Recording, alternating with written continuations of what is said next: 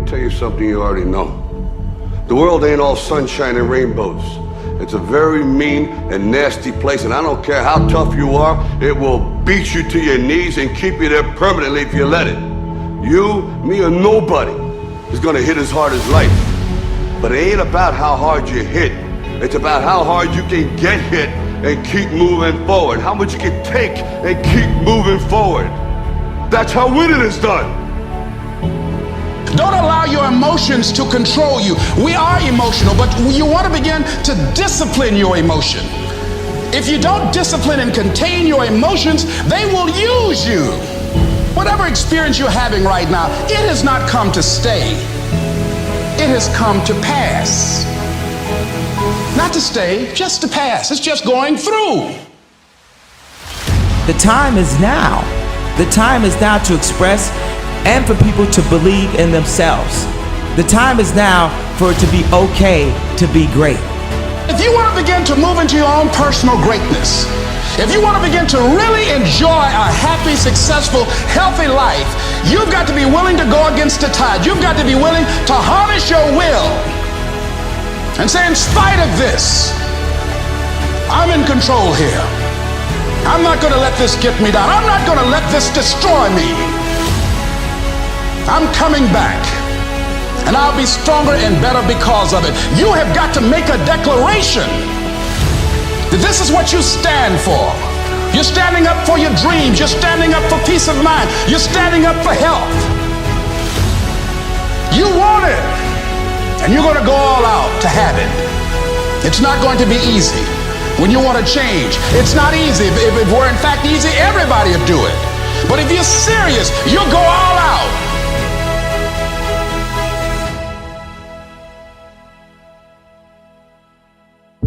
But like I always say, life is 10% what happens to you, it's 90% what you do about it. The first step is getting completely and brutally honest enough to say, I am tired of myself.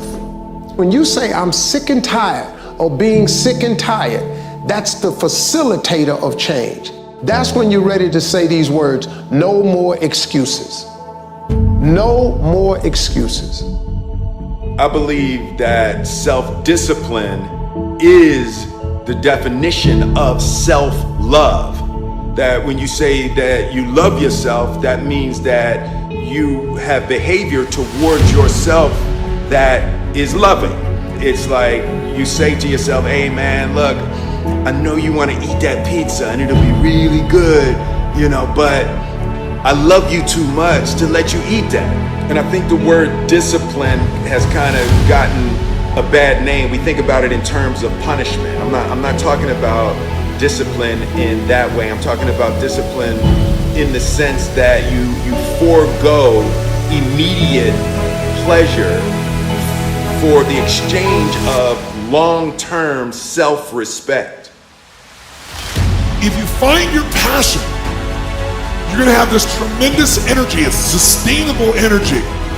But momentum requires you always do the next thing to keep the momentum going. And the reason you get yourself in a passionate place is so that you change your life, and the only thing that changes your life is making a decision. So while you're in this passionate state, that's where you make decisions. A decision is the first step. Decision is like a war. I gotta do this or that. All right, I'm gonna make myself do this. But commitment is when you now, after you've decided, you commit to do this for the long term. Whether it's hard or easy, doesn't matter. You're doing this. It takes it from this moment and it carries it into the future even when things are difficult. The only way that commitment and the energy and the momentum continues is if you take immediate, massive action is the cure-all. If you're having a difficult time with something, your relationship isn't where you want it to be, your finances are not where you want to be, your body's not where you want to be, your business is not where you want to be, you need to take massive action. And if that doesn't work, try something else. If that doesn't work, try something else.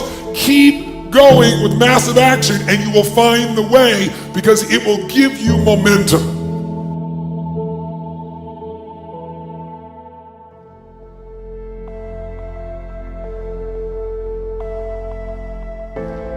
I don't want to be an icon. I want to be an idea, you know? I want to represent an idea. I want to represent possibilities. I want to represent magic, right? You're in a universe and 2 + 2 equals 4. 2 + 2 only equals 4 if you accept that 2 + 2 equals 4. 2 + 2 is going to be what I want it to be. There's a redemptive power that making a choice has, you know, rather than feeling like you're a threat to all the things that are happening. Make a choice, right? You just decide what it's going to be, who you're going to be, how you're going to do it. Just decide. And then from that point, the universe is going to get out your way. A person's strengths are often their biggest weaknesses. And so that also means that their weaknesses can be their strengths. So, me, I am weak. In all those ways that I listed, I am weak. But I don't accept that. I don't accept that I am what I am and that is what I'm doomed to be. No, I don't accept that. I'm fighting. I'm always fighting. I'm struggling and I'm scrapping and I'm kicking and clawing at those weaknesses to change them, stop them. Some days I win. Some days I don't. But each and every day I get back up and I move forward with my fists clenched toward the battle, toward the struggle. And I fight with everything I've got to overcome those weaknesses and those shortfalls and those flaws as I strive to be just a little bit better today than I was yesterday. The only thing that I can see, and you can never really look at yourself, the only thing that I see that is distinctly different about me is I'm not afraid to die on a treadmill. I will not be outworked, period.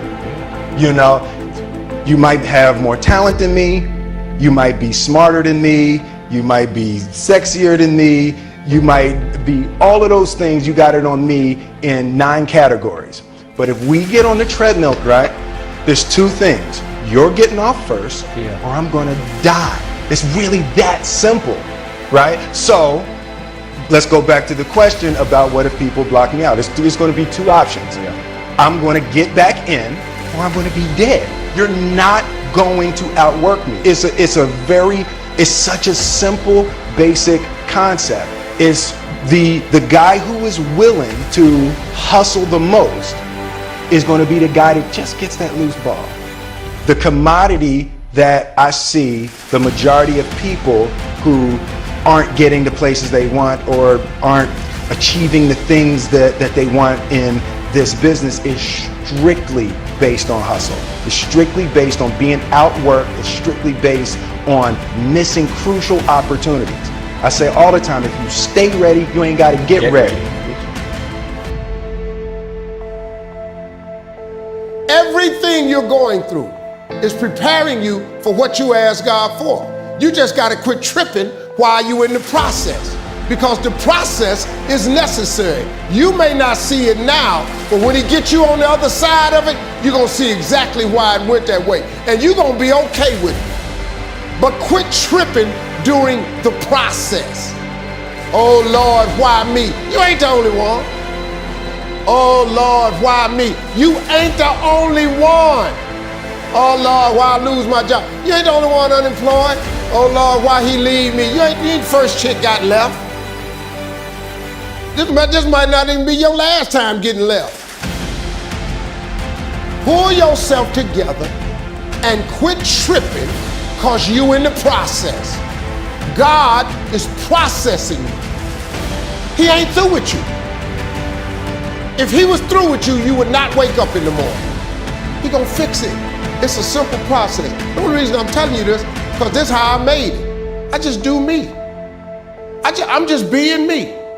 I stay uniquely who I am, because you are okay just the way you are, because God made you uniquely who you are. He wanted you to be just like you are.